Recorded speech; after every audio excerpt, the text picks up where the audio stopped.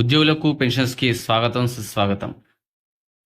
బకాయిల చెల్లింపు ఇంకెన్నాళ్లకు అంటూ మనకు 'ప్రతిపక్షం' అనే ఒక వార్తాపత్రికలో రావడం జరిగింది. ఉద్యోగ, ఉపాధ్యాయ వర్గాలు తరచుగా నష్టపోతున్నది నూతన వేతన సవరణ పీఆర్సీ.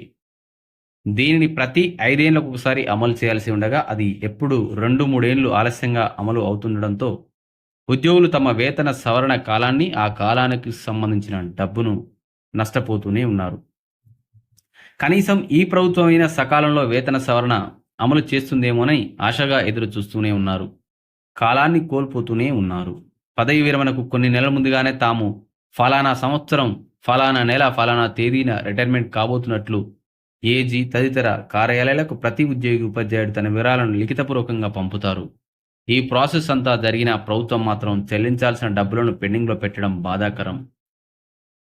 ఇక్కడ చూసినట్లయితే ఉద్యోగులకు సంబంధించి చాలా ముఖ్యమైనటువంటి అంశాలు, ఆర్థికపరమైనటువంటి అంశాలు ఇక్కడ ఇవ్వడం జరిగింది.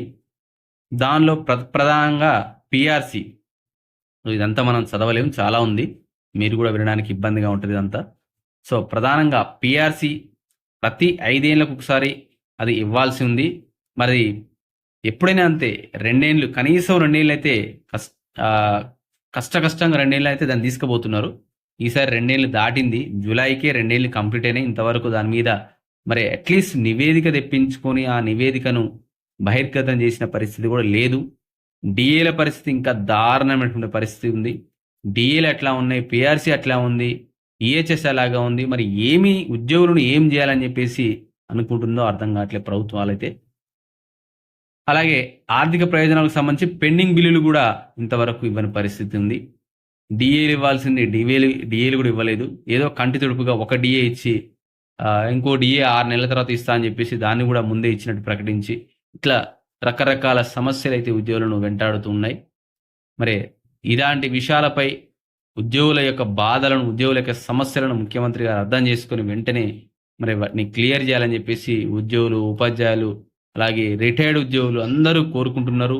వారు ఆగస్టు 15 వరకు ప్రభుత్వానికి సమయం ఇచ్చిర్రు. ఎందుకంటే కొత్తగా ఏర్పడిన ప్రభుత్వం, అప్పుల్లో ఉన్నటువంటి రాష్ట్రం కాబట్టి మాకు కొంత సమయం ఇవ్వండి అని చెప్పేసి ప్రభుత్వం ఉద్యోగులను కోరగా దాదాపుగా 2 సంవత్సరాలు, దగ్గర 2 సంవత్సరాలు అవుతుంది. 18 నెలలు కంప్లీట్ అయ్యి 20 నెలలు కూడా కంప్లీట్ అయిపోయింది.